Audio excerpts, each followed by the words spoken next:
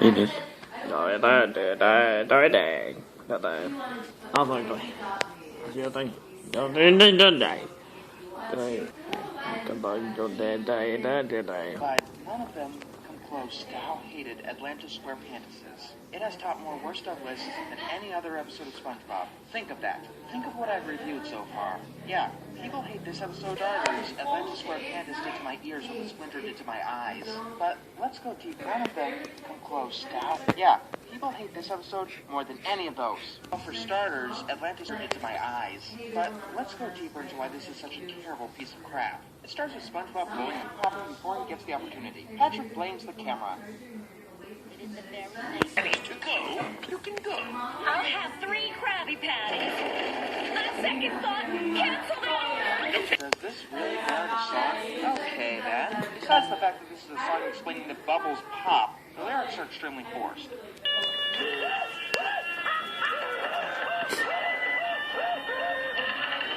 is a song explaining that bubbles pop. The lyrics are extremely forced. Siren! Oh, pirate, am I? All right. Pointless song. SpongeBob blows a bubble that encases the both of them. It lifts them off the ground and sends them careening into a random cave. The Bubble Bottom Museum. We cut to Mr. Krabs being his usual greedy self, charging people to get into the museum on a day when it's supposed to be free. When he's up the building, and it just so happens that Squidward is already there, of Atlantis, and thinks that SpongeBob stole it. Loach. I'm a tyrant. The worst in only 17. What of it? Season or 2. It turns out that SpongeBob didn't steal the amulet of the other half of it. While Squidward is ranting on about Atlantis, I'm just thinking of if the writers actually know what an amulet is. To be worn around your neck, not a big fat medallion.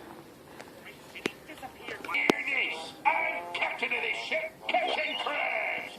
And I say... Realization. SpongeBob and Patrick learn with the oldest living bubble. They currently...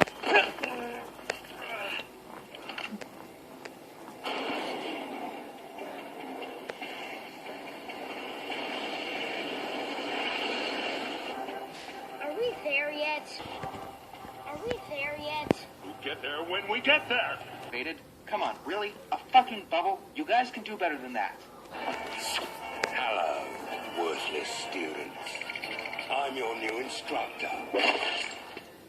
No one's ever failed my class. Let's live through it. Try. Oh, and Sandy just so happened butting into their conversation about Atlantis. So we've spent like 3 minutes. Squidward likes art, SpongeBob and Patrick like bubbles, and conversation about Atlantis. So we've spent like 3 minutes establishing that Mr. Krabs opened the way to Atlantis. Squidward is able to laser, which causes a van to drop out of the ceiling. Then the amulet goes into the van because... it's magic. Inside the van, we get... It's very hard work to blend 2D characters with 3D animation. It's a good thing these guys are... It's very hard work to blend 2D characters with trying. Unfortunately, the van is out of fuel for forward motion, the fuel to do anything with it. So our heroes push the van out of the museum, carrying it to a gas station. But it doesn't have a gas tank because it... fuels. Instead, it runs on song, which means that the...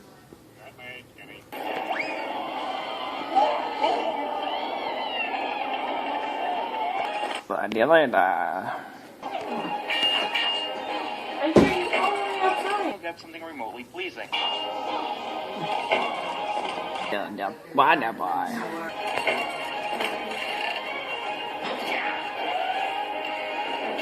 Bacon. Đó này. Bạch. Rồi thấy. Bạch. Cái này là. Con John. Trời nó. I just said that. Decides to get these complete strangers into our city. Then we cut to blanket from others. What kind of exhaust does song create? Strangers, a tour of his escapes from an exhaust pipe. What should we do with this tyrant, Captain Squidward? Lyrics are forced, but it's more like they're struggling in desperation. No! This is mutiny. Listen here, Squidward.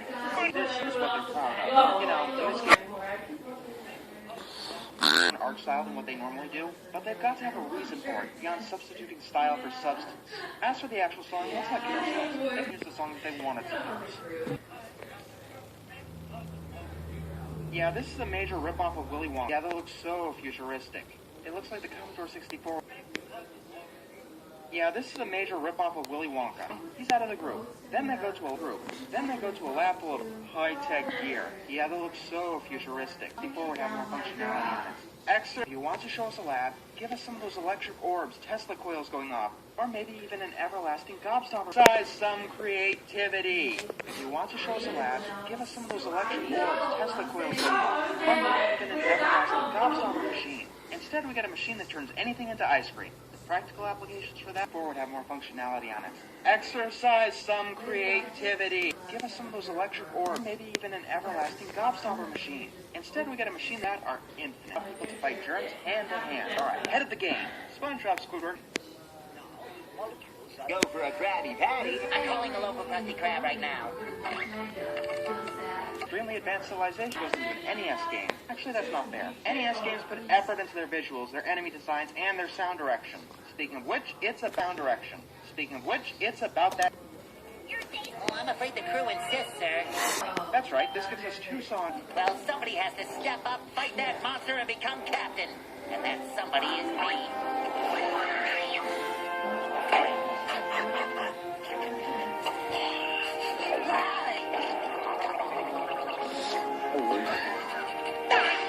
An actual Atlantean culture.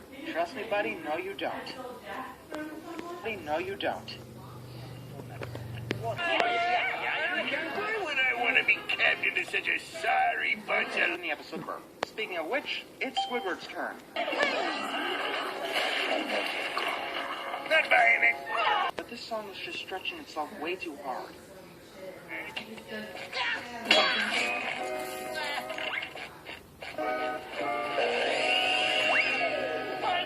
Build up, or a half-assed attempt at it. Apparently this bubble is improvisation because I don't fucking know. That's it.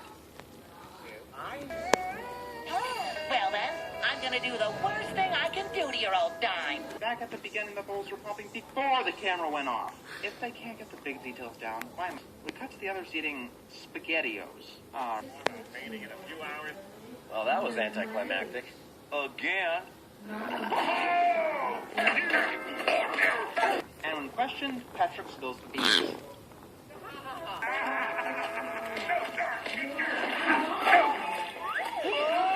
Atlantis, but it turns out by the bubble, and the Lord Royal Highness reveals the real fate. I would call that totally pointless. Oh wait, I don't. That was the climax. Sandy, the totally incompetent guard, with useless weapons. You know, SpongeBob at all. You know what I find funny? It's the way the climax of an episode, but not the fact.